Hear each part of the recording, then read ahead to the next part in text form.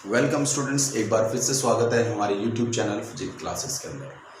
आज जो हम टॉपिक डिस्कस कर रहे हैं काफ़ी इम्पॉर्टेंट टॉपिक है और एक डिवाइस है जो बोर्ड में कई बार लॉन्ग क्वेश्चंस के अंदर या उससे रिलेटेड जो कॉन्सेप्ट है कई बार पूछे गए हैं। तो शुरू करते हैं। साइक्लोट्रॉन। देखिए साइक्लोट्रॉन क्या है। Basically cyclotron is a device which use to accelerate the charge particle. यानी कि एक ऐसी डिवाइस है जो किसी चार्ज पार्टिकल को एक्सेलरेट करती है। और वो भी कैसा charge particle? Positive charge particle. और पॉजिटिव चार्ज पार्टिकल में जैसे प्रोटॉन है, ठीक है, ड्यूट्रॉन है, हीलियम पार्टिकल है और या कोई आयन है जिस पे पॉजिटिव चार्ज है। तो उसको हम किस तरीके से एक्सेलरेट करते हैं वो इस डिवाइस के अंदर हम समझेंगे। तो cyclotron is a device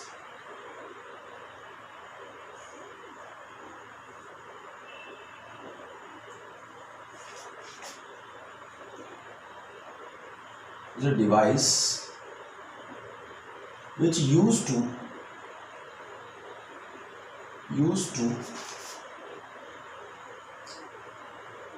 accelerate the positive charge particle like deuteron, proton etcetera. Next है इसका प्रिंसिपल, हम डिस्कस करते हैं। प्रिंसिपल क्या है? देखिए यहां पर दो फील्ड, आप अगर ध्यान से देखें तो दो फील्ड काम कर रहे हैं। एक यहां पर HF ऑसिलेटर लिखा हुआ, हाई फ्रीक्वेंसी ऑसिलेटर, और दूसरा यहां पर दो मैग्नेट पोल्स हैं जो यूनिफॉर्म मैग्नेटिक प्रोवाइड कर रहे हैं। इसका मतलब यहाँ पर इलेक्ट्रिक और मैग्नेटिक फील्ड दोनों ही कंबाइंडली इफेक्ट दे रहे हैं। तो दोनों के इम्पैक्ट से क्या रिजल्ट निकल रहा है कि देखिए जो इलेक्ट्रिक फील्ड है, इलेक्ट्रिक फील्ड में अगर हम किसी चार्ज पार्टिकल को रखें तो उस चार्ज पार्टिकल को वो एक्सेलरेट करता है, यानी कि एनर्जी प्रोवाइड कराता है जिससे उसकी वेलोसिटी में चेंज आता है या एक पर्टिकुलर डायरेक्शन में वो एक्सेलरेट होगा। दूसरा जो मैग्नेटिक फील्ड है, यहाँ जो combined magnetic field electric field के साथ लगाया हुआ है, मैग्नेटिक फील्ड बेसिकली किसी भी चार्ज पार्टिकल को एक डायरेक्शन प्रोवाइड करता है, उसकी डायरेक्शन को चेंज करता है।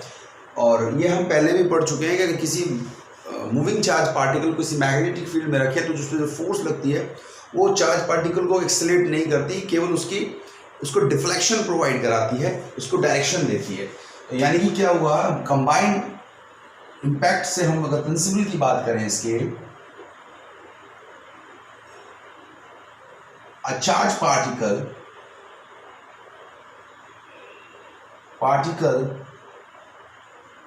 accelerated in uniform electric field। Basically क्या कॉन्सेप्ट है इसका कि जो चार्ज पार्टिकल है एक्सेलरेट करेगा इन यूनिफॉर्म इलेक्ट्रिक फील्ड के अंदर and magnetic field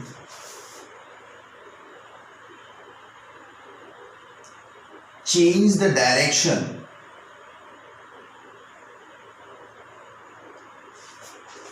or give the deflection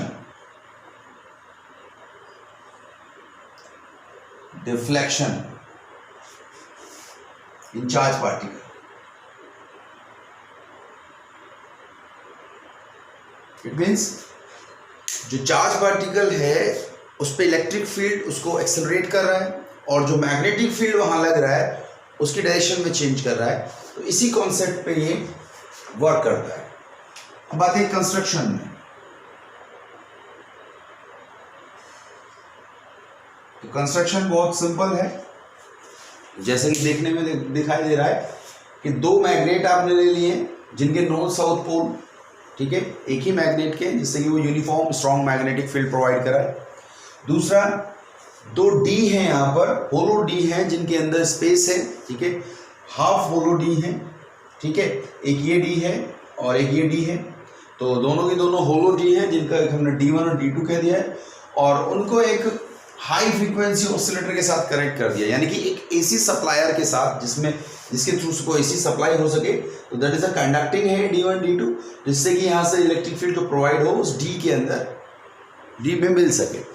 तो हाई फ्रीक्वेंसी ऑसिलेटर है, यानी कि यहाँ जो इलेक्ट्रिक फील्ड प्रोवाइड हो रहा है 10⁻⁷ न्यूटन पर कूलॉम के रिस्पेक्टिवली प्रोवाइड हो रहा है। लगभग इस ऑर्डर का यहाँ पर जो इलेक्ट्रिक फील्ड है वो लग रहा है। दूसरा यहाँ पर आपने देखा कि जो 2 D हैं उन D के अंदर होलो स्पेस है और लास्ट में एक विंडो लगी हुई है जिससे लास्ट में चार्ज पार्टिकल इजेक्ट आउट होगा और जो भी हमारा टारगेट है, जिस पर्पस के लिए हम उसको यूज़ कर रहे हैं, वहाँ पर वो हिट करेगा। तो बेसिक कंस्ट्रक्शन है इसके अंदर, ठीक है। नेक्स्ट में हम बात करते हैं इसकी वर्किंग पर। तो वर्किंग को पहले समझते हैं और फिर उसका मैथमेटिकल एक्सप्रेशन करते हैं।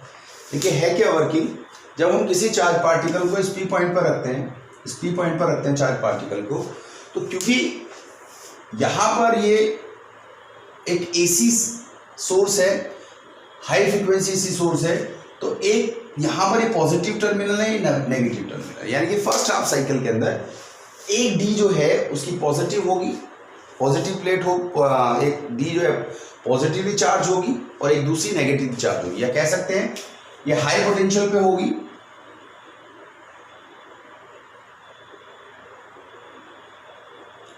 और ये लो पोटेंशियल पे होगी।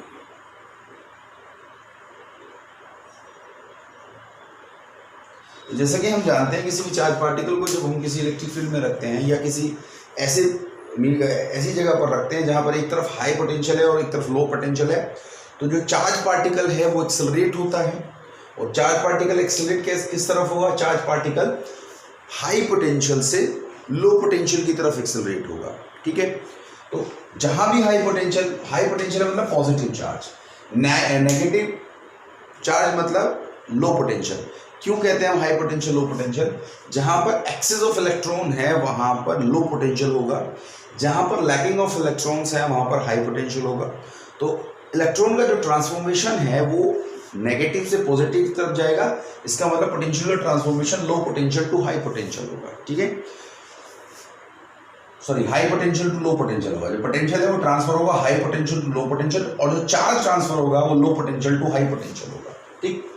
तो इसमें भी क्या हो रहा है, इसमें भी यही हो रहा है कि जब हमने दोनों डी को एक हाई ऑसिलेटर एसी सोर्स के साथ कनेक्ट कर दिया है, तो यहाँ पर पॉजिटिव पोटेंशियल हो गया, तो यहाँ पर जो भी पॉजिटिव चार्ज पार्टिकल हमने रखा है ये पॉजिटिव पोटेंशियल उसको एक्सेलरेट करेगा टुवर्ड्स D1 की तरफ एक्सेलरेट करेगा। फर्स्ट हाफ साइकिल के अंदर ये चार्ज पार्टिकल इस D1 में एंटर कर जाएगा, और जब ये D1 में एंटर कर जाएगा तो उस वक्त जैसे ही ये D1 में एंटर कर जाएगा, क्योंकि ये वो रीजन है जहां पर पोटेंशियल डिफरेंस है,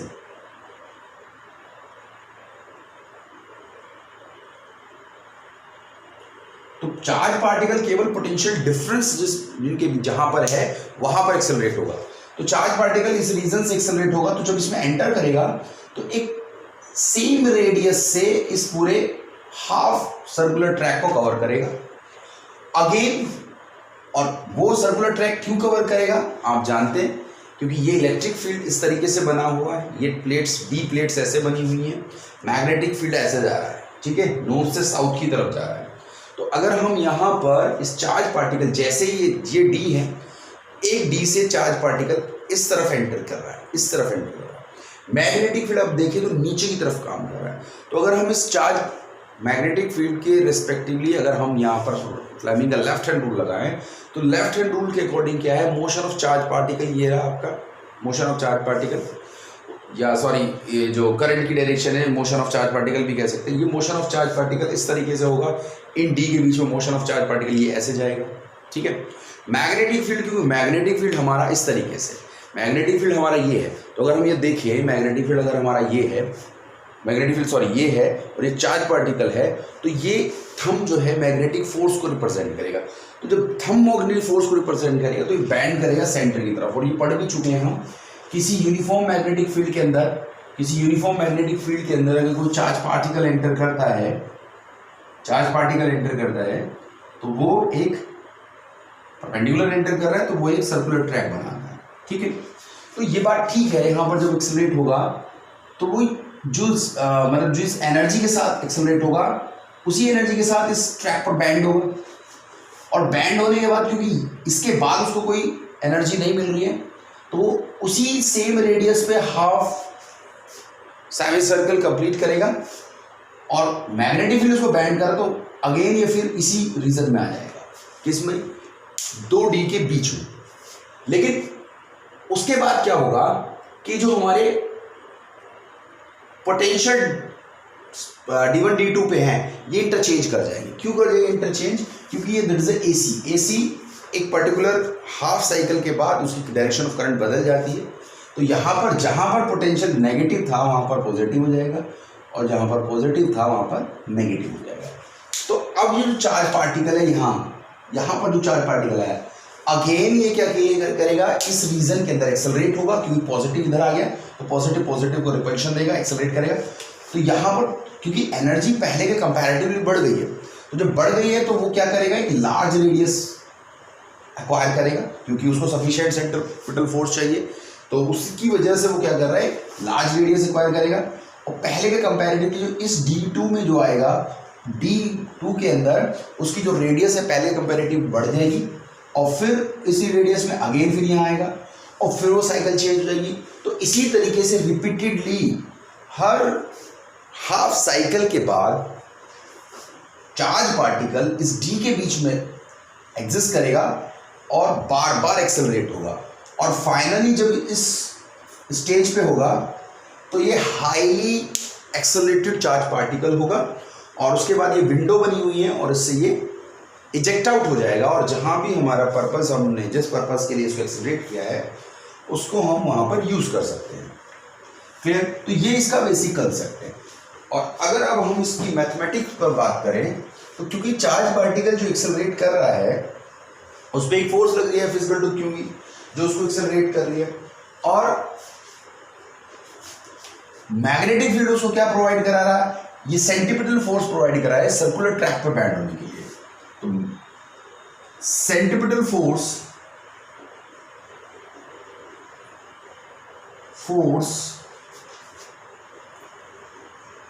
provided by uniform magnetic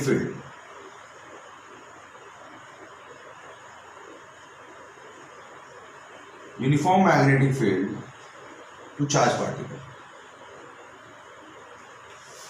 accelerated charge particle, क्योंकि यूनिफॉर्म इलेक्ट्रिक फील्ड के अंदर वो एक्सेलरेट हो चुका है।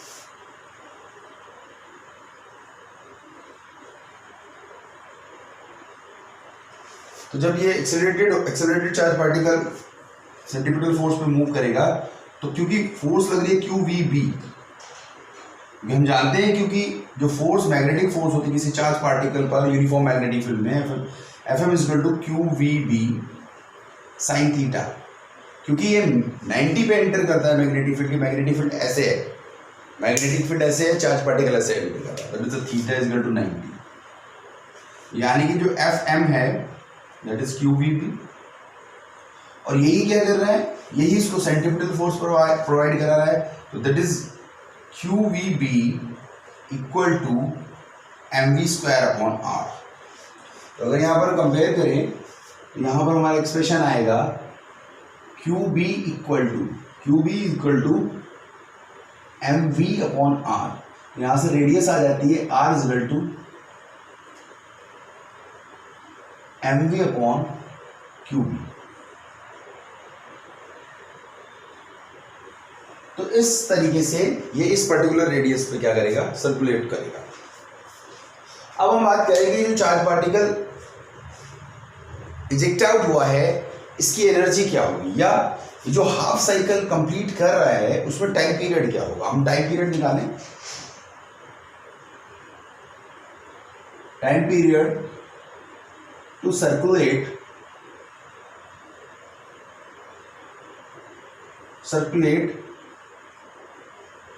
हाफ सर्कल ये जो हाफ सर्कल में सर्कुलेट हो रहा है इसका टाइम पीरियड क्या होगा?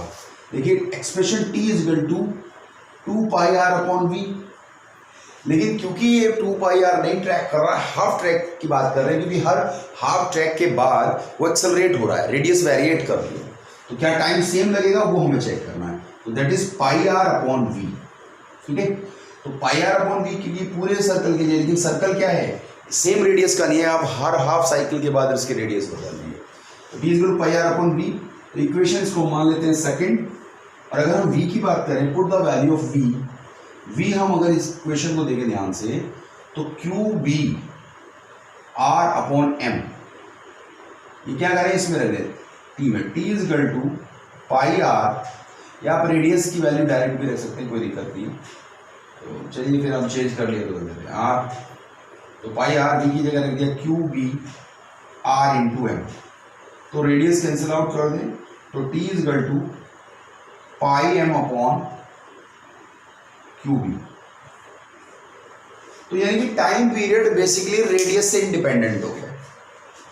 इसका मतलब ये हुआ कि इस बात से कोई फर्क नहीं पड़ता कि चाहे वो इस हाफ सर्कल को कंप्लीट कर रहा है, चाहे वो इस हाफ को कर रहा है, चाहे वो इस हाफ को कर रहा है, चाहे वो इस हाफ को कर रहा है, उसको हर हाफ सर्कल रोटेशन के अंदर सेम टाइम पीरियड लग रहा है। तो इसका मतलब ये टाइम पीरियड इंडिपेंडेंट हो गया है, इंडिपेंडेंट फ्रॉम द रेडियस हो गया है। इसका मतलब क्या हुआ कि हर हाफ साइकिल को एक्सेलरेट होने के लिए या कवर करने के लिए उसको सेम टाइम पीरियड लगेगा। अब यहां से अगर हम उसकी फ्रीक्वेंसी की बात करें, तो इसका मतलब ये हुआ कि ये पूरा एक कंप्लीट रोटेशन कितने मिलेगा, time period of complete rotation, यहां से इसको time period of complete rotation,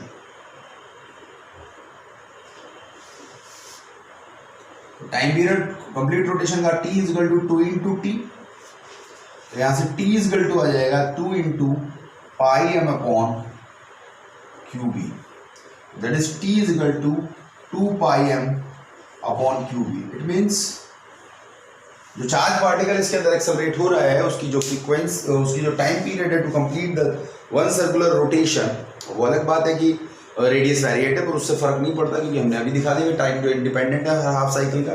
तो यानी कि पूरे एक रोटेशन के अंदर that is t is equal to 2πm/QB। अगर हम बात करें फ्रीक्वेंसी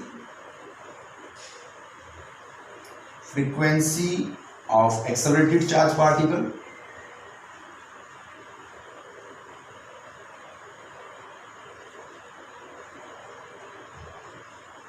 तो जो एक्सेलरेटेड चार्ज पार्टिकल की फ्रीक्वेंसी की हम बात करेंगे, तो फ्रीक्वेंसी एफ या न्यूटन कह सकते हैं, जो है 1 टाइम पीरियड है, तो this is F is equal to QB/2π।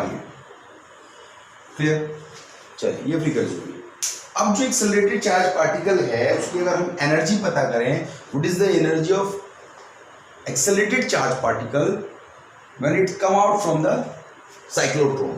जब वो साइक्लोट्रॉन से बाहर आएगा तो उस वक्त उसकी एनर्जी क्या होगी, तो उसकी अगर हम बात करें तो देखिए एनर्जी बहुत बेसिक सी बात आप जानते हैं, क्योंकि एक्सेलरेटेड चार्ज पार्टिकल है तो उसकी काइनेटिक एनर्जी होगी।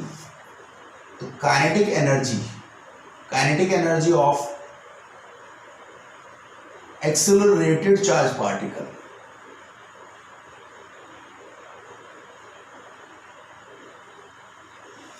इन साइक्लोट्रॉन। साइक्लोन आप जानते ही हो कि जब साइक्लोन आता है तो उसमें भी जो एनवायरनमेंट के जो पार्टिकल हैं, जो विंड है वो बहुत तेज़ी के साथ ब्लो करती है, तो उसी कॉन्सेप्ट पे, उसी के नाम को हम यहाँ यूज़ करते हैं। ये भी वही, ये चार्ज पार्टिकल को बहुत हाई स्पीड पर एक्सेलरेट करने के लिए साइक्लोट्रॉन है। तो काइनेटिक एनर्जी क्या होगी? काइनेटिक एनर्जी होगी 12 mv²।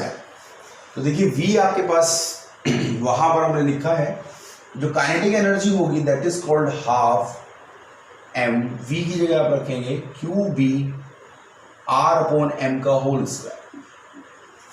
जब सिंप्लीफाई करेंगे तो kinetic energy is equal to 12 m cancel out होगा, Q² B² R² M। Kinetic energy होगी, ठीक है। और इस तरीके से ये इस काइनेटिक एनर्जी के साथ एक्सेलरेट होगा। अब अगर आपसे कहे कि मैक्सिमम काइनेटिक एनर्जी क्या होगी, तो देखिए मैक्सिमम काइनेटिक एनर्जी वो होगी जब वो फाइनली इजेक्ट आउट हो रहा होगा। तो यानी कि काइनेटिक एनर्जी मैक्सिमम कब होगी? मैक्सिमम तब होगी जब वो मैक्सिमम रेडियस पर eject out, maximum radius travel कर रही है। मतलब कि जब चार्ज पार्टिकल इस वाले ट्रैक पर होगा, इसके बाद फिर उसको इजेक्ट आउट हो जाना, तो इस वाले ट्रैक पर जो उसकी एनर्जी होगी that is a maximum radius in a cyclotron, ठीक है, उस कंडीशन में उसकी जो एनर्जी होगी that is a maximum kinetic energy. Clear? अब नेक्स्ट बात जो हम इस पे डिस्कस करते हैं कि इसकी कुछ लिमिटेशंस हैं। क्या लिमिटेशंस हैं? तो चलिए जानते हैं कि लिमिटेशंस क्या हैं इसकी।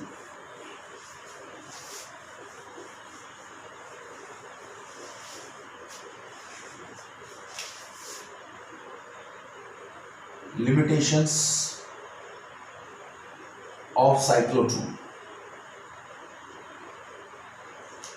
देखिए पहली लिमिटेशन तो यही है कि अगर हम इसके रिलेटिव मास कॉन्सेप्ट को पढ़ें, किसी भी चार्ज पार्टिकल का जो अगर हम किसी भी साइक्लोट्रॉन के अंदर बात डिस्कस कर रहे हैं तो हमारे पास एक मास के रिस्पेक्टिव एक्सप्रेशन होता है m=m0 upon √1 - v² upon c², ठीक है।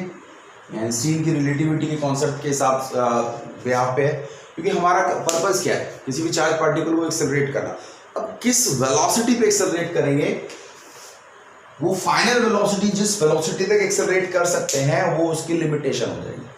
अब देखिए अगर आपने कहा कि हम उस चार्ज पार्टिकल को वेलोसिटी ऑफ लाइट से अप्रोच करा दें, तो अगर आप वेलोसिटी ऑफ लाइट से अप्रोच करा देते हो that is m=m0 √1 - it is 0 sorry 1 - 1 vc को अप्रोच करेगा, तो इसका मतलब क्या होगा? 0 = √0, इसका मतलब क्या है? अनडिफाइंड। और वैसे भी अगर हम इसको 0 ही कंसेप्ट कर लें तो इसका मतलब क्या हो जाएगा? m approach to infinity. इसका मतलब क्या है कि चार्ज पार्टिकल जो है उसका मास, उसका जो एक्सेलरेटिंग मास है वो इनफाइनाइट को अप्रोच कर जाएगा। यानी कि उस कंडीशन में आप उसके मास को इवेलुएट कर ही नहीं सकते कि वो एनर्जी कॉन्सेप्ट में चला जाएगा। एनर्जी कॉन्सेप्ट ये अब जानते भी हैं कि अगर हम किसी भी चार्ज पार्टिकल को वेलोसिटी ऑफ लाइट से अप्रोच करा दें तो total mass will be converted into the energy, तो वो टोटल मास एनर्जी में कन्वर्टेड हो जाएगा, जो कि इस केस में पॉसिबल ही नहीं है, ठीक है। और क्यों पॉसिबल नहीं है? देखिए अगर हम m की बात करते, v की बात करते तो जैसे जैसे v बढ़ेगा तो यहाँ आपको दिख रहा है कि जो मास है उसका इंक्रीज कर रहा है, इनफाइनाइट को अप्रोच कर रहा है। तो अगर मास उसका इंक्रीज कर रहा है तो उस कॉन्सेप्ट में अगर हम देखेंगे तो मास इंक्रीज करने के साथ साथ क्या होगा? अब देखें यहाँ पर, तो अगर मास इंक्रीज करेगा तो टाइम इंक्रीज करेगा। कौन सा टाइम इंक्रीज करेगा? हाफ सर्कल रोटेशन के लिए जो टाइम है वो इंक्रीज करेगा। इसका मतलब ये हुआ कि क्योंकि हमारा जो एसी ऑसिलेशन है ये तो पर्टिकुलर टाइम पीरियड के बाद इसको इंटरचेंज कर जाना। अब क्योंकि डिले टाइम पीरियड, क्योंकि मास अप्रोच कर रहा है इन्फिनिटी, बढ़ रहा है यानी कि, तो इसका मतलब ये क्या हो? इसका मतलब ये हुआ कि अगर मास बढ़ रहा है तो टाइम बढ़ रहा है, इसका मतलब डिले ऑफ टाइम पीरियड हो जाएगा। डिले ऑफ टाइम पीरियड का मतलब ये है कि जो पार्टिकल एक पर्टिकुलर टाइम पीरियड में, जो हम इंडिपेंडेंट कह रहे थे टाइम को, कि हर एक पर्टिकुलर टाइम पीरियड के बाद वो एसी के एक तरीके से पोटेंशियल डिफरेंस के इसके बीच में आ रहा था, वो नहीं आएगा। और जब वो नहीं आएगा उस पर्टिकुलर उस पर, तो क्या होगा? फिर उस चार्ज पार्टिकल को वो एक्सेलरेशन नहीं मिलेगी, डायरेक्शन बदल जाएगी, पोलैरिटी बदल जाएगी। पता चला ये चार्ज पार्टिकल जब यहाँ आया तब तक पोलैरिटी, जो पोलैरिटी ये होनी चाहिए थी ये ना होगी, ये हो गई, तो वो तो रिवर्स चला जाएगा इस d के अंदर, d1 के अंदर। इट मीन्स कि हम वेलोसिटी को एक लिमिट से ज़्यादा अप्रोच नहीं करा, अगर करा दिया तो हमारा चार्ज पार्टिकल उस एनर्जी पर एक्सेलरेट नहीं होगा जिस एनर्जी पर हम एक्सेलरेट करना चाहते हैं, ठीक। तो ये डी एक्सेलरेट भी हो जाएगा। डी एक्सेलरेट ऐसे हो जाएगा, वापस उस डी में रिवर्स जाने लगेगा। तो इस तरीके से ये उस लिमिट, मतलब ये इसकी लिमिटेशन है। एक पर्टिकुलर वेलोसिटी के रेस्पेक्टिवली ही आप इस चार्ज पार्टिकल को इसमें एक्सेलरेट करा सकते हैं। चलिए नेक्स्ट बात क्या करते हैं? नेक्स्ट बात कर रहे हैं हम कि इसकी सेकंड लिमिटेशन क्या है। सेकंड लिमिटेशन ये है कि इसके अंदर positively heavy charge particle accelerate हो सकता है। क्यों? कि अगर आपने कहा कि भाई हम लाइट चार्ज पार्टिकल को एक्सेलरेट करते हैं, तो देखिए लाइट चार्ज पार्टिकल से दिक्कत क्या है। तो अगर हम यहाँ पर ध्यान से देखें तो मास चार्ज रेशो क्या कह रहा है? मास चार्ज रेशो यही कह रहा है कि अगर चार्ज किसी पार्टिकल का किसी मास चार्ज रेशो में अगर हम ये कहें कि मास तो बहुत कम हो गया, चार्ज ज़्यादा हो गया, मास बहुत कम हो गया, तो मास चार्ज रेशो अगर कम हो गया तो टाइम पीरियड भी कम हो जाएगा। इसका मतलब क्या होगा? इसका मतलब फिर ये होगा कि वो स्लो एक्सेलरेट करेगा, स्लो एक्सेलरेट करेगा, टाइम डिले लेगा। तो इसका मतलब ये है कि उसको टाइम कम होगा, तो यानी कि वो जल्दी ही इस स्पेस को कवर अप करेगा। कैसे? अगर हमने कहा कि m/q लेस है और वो जैसे फॉर इलेक्ट्रॉन, तो इलेक्ट्रॉन में क्या है, मास तो बहुत कम है और चार्ज उसके प्रोटॉन के रिस्पेक्टिवली है, तो इक्वल है, तो यानी कि क्या होगा, चार्ज का रेशियो कम होगा, तो यानी कि टाइम क्या होगा, डिक्रीज करेगा। तो टाइम डिक्रीज करेगा, इसका मतलब क्या है कि वो बहुत जल्दी स्कैप करेगा, और बहुत जल्दी स्कैप करेगा तो उसका मतलब ये है कि वो छोटे छोटे रोटेशन, एक दो रोटेशन के बाद ही उस हाई स्पीड एक्सेलरेट एनर्जी को अप्रोच नहीं करेगा जिसको हमें चाहिए। वो जल्दी ही इस डी से बाहर आ जाएगा, मिनिमम एनर्जी पर ही वो हाई ट्रैक कंप्लीट करने के बाद क्या करेगा, short duration of time period में ही इस डी को कंप्लीट करेगा और बाहर निकल जाएगा, जिसमें कि उसके पास जो एनर्जी होगी वो इतनी ज़्यादा सफिशिएंट नहीं होगी। क्लियर? तो ये इसकी लिमिटेशन है कि किसी भी लाइट चार्ज पार्टिकल को एक सफिशिएंट एनर्जी पर एक्सेलरेट नहीं करा सकते। ठीक है, तो ये कुछ इसकी लिमिटेशन है। फिर दूसरा, इसको आप पॉजिटिव जो चार्ज पार्टिकल है उन्हीं को करा पाते हैं, क्योंकि लाइट जो नेगेटिव चार्ज पार्टिकल है, तो अगर हम ध्यान से देखें आगे नेगेटिव चार्ज पार्टिकल, तो लाइट चार्ज पार्टिकल जैसे इलेक्ट्रॉन है, तो हमने अभी कहा कि इसकी लिमिटेशन की इलेक्ट्रॉन को एक्सेलरेट नहीं करा सकता। ठीक है, सफिशिएंट एनर्जी पर एक्सेलरेट नहीं करा सकता। और अगर हम और दूसरी जो है वो और सिंपल है, और तीसरा तो कॉन्सेप्ट, क्योंकि देखिए ये किसी चार्ज पार्टिकल को एक्सेलरेट करा सकता है, किसी अनचार्ज पार्टिकल को एक्सेलरेट नहीं करा सकता, जैसे लाइक अ न्यूट्रॉन। ठीक है, तो उनको एक्सेलरेट नहीं कराएगा। तो ये इसकी लिमिटेशंस हैं। अब इनके यूज क्या है? तो यूज जो बेसिक यूज ये है कि जहां भी हमें हाई एक्सेलरेटिव चार्ज पार्टिकल को बम्बार्डमेंट करना होता है, वहां पर हम किसी चार्ज पार्टिकल को एक्सेलरेट कराकर बम्बार्ड करा दें। जैसे for example alpha scattering experiment जो रदरफोर्ड का था, उसमें हमने क्या किया था, अल्फा पार्टिकल की बम्बार्डमेंट की थी। ठीक है, तो ये अल्फा पार्टिकल की पॉजिटिव चार्ज पर हैवी चार्ज पार्टिकल है, उसको एक्सेलरेट कराने के लिए हमें न्यूक्लियस पर डाला था, तो ये वहां पर हम इसी को बेसिकली यूज करते हैं।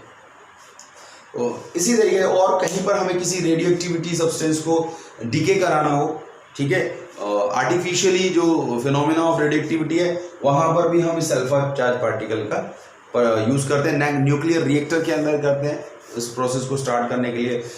एटॉमिक जो न्यूक्लियर फ्यूजन की जो रिएक्शन स्टार्ट करने के लिए हम क्या करते हैं, हाई एक्सेलरेटेड चार्ज पार्टिकल को किसी भी न्यूक्लियर जो रेडियोएक्टिव सब्सटेंस है उस पर बॉम्बार्ड करते हैं। तो बेसिकली आई थिंक ये साइक्लोट्रॉन का ओवरऑल जो इम्पैक्ट है वो हम बता चुके हैं और आपको समझ भी आ गया होगा। तो आई थिंक आपको ये वीडियो समझ क्लियर हो गई होगी और पसंद आई होगी। तो प्लीज़ लाइक करिए, सब्सक्राइब करिए और इसी तरीके से हमारे साथ जुड़े रहिए। Thank you students.